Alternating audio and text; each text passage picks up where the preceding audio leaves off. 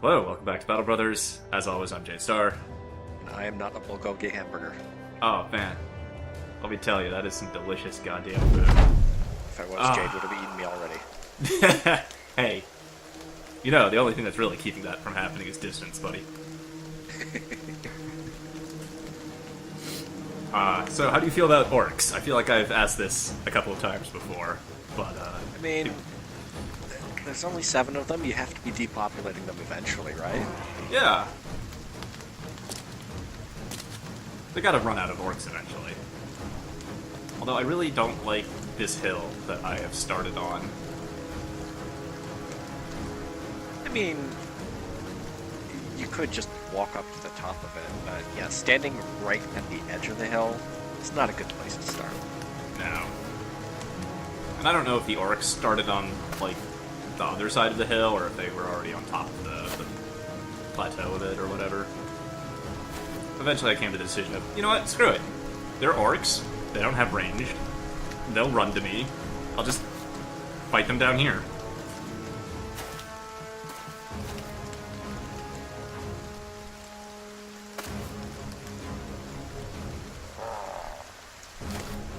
There's only 7 of them, but the bad news was there was warriors spotted.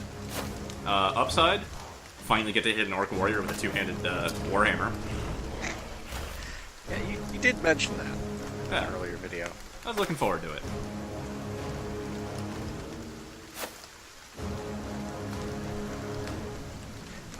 Good.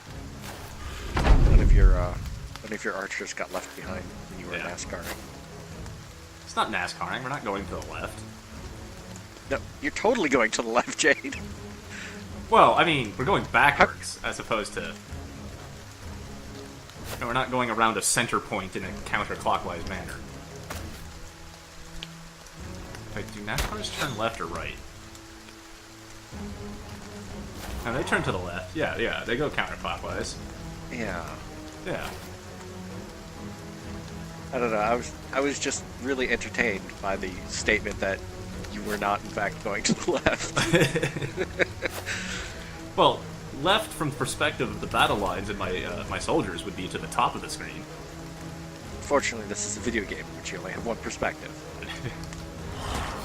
I don't know, I try to keep many perspectives about these sorts of things. So it's like, are the orcs really the bad guys? Maybe they were here first, and we're just like murdering them off their land so that, you know, human civilization can expand.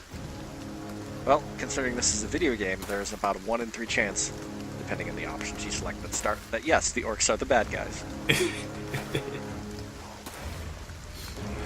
We haven't actually gotten any of the telltale signs of what the end game event's going to be. Normally when you're walking around, sometimes you'll just have peasants come up and be like, oh, those orcs burned down my farm, you know. Or, I think I once had a bard at a... Remember that.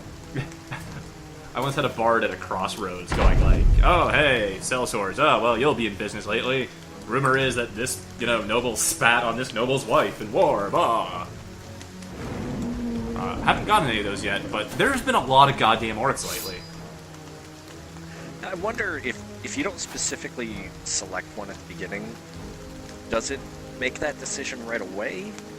Or does it do it at some point? Like, does it 60 days in decide, okay, now we have to generate a crisis? I don't know. I'm not entirely sure it would really matter so much either.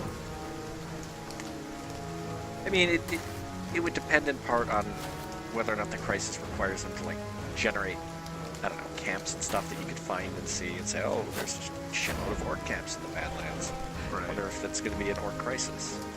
Well, they always need, like, orc camps somewhere because the but marauding it might be units more come from quantity. somewhere. Yeah. Like,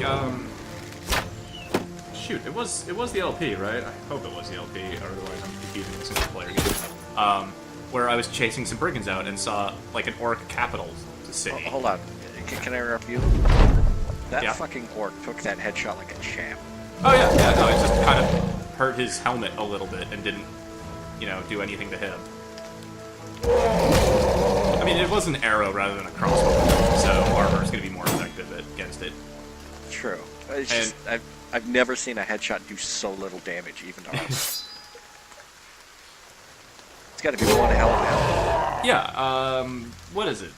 Orcs 10, or the warriors have like 300 helmet, 300 body armor, give or take. You were looking that up the other day. Yeah, but the other day in this case is like 2 months ago. No, we were talking about it on stream, like, I thought, like, 4 days ago. No. Yeah, I don't know. I'm not good at telling time when I don't sleep. Yeah, that was back. There's no way that was back in January. It certainly wasn't this last week.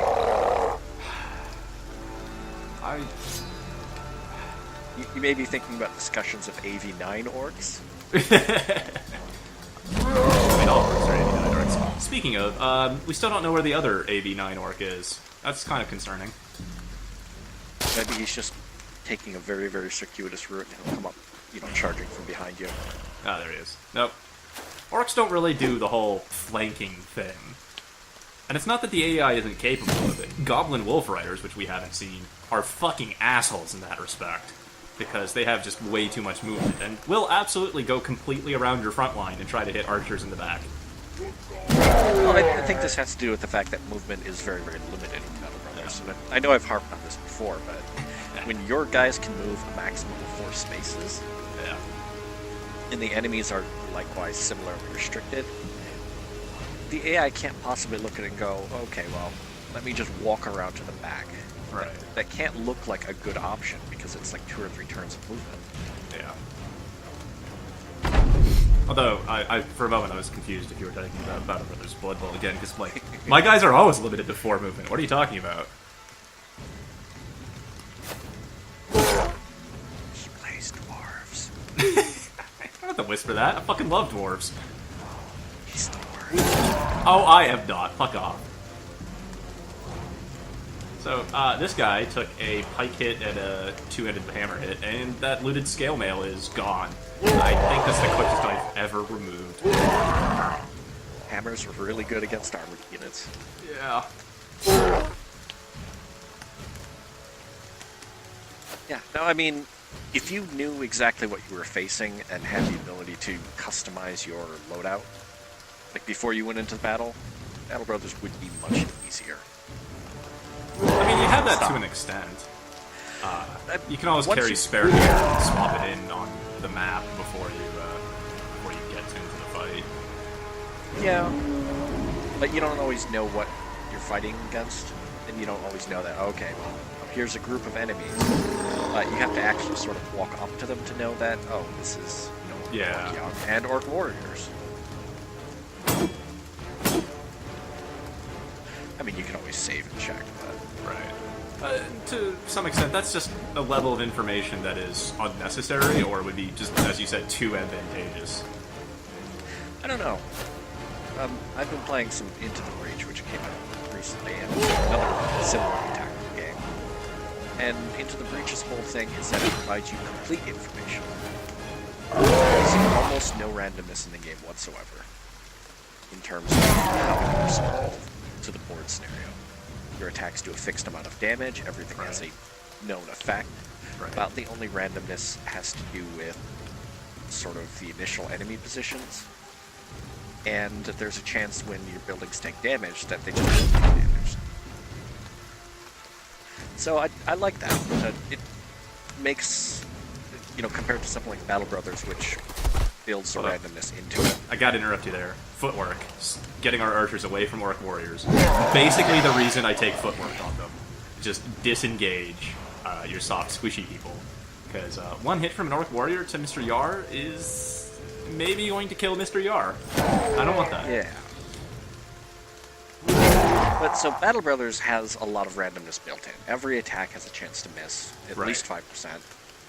And generally speaking, your attacks are reliable, but not hugely consistent.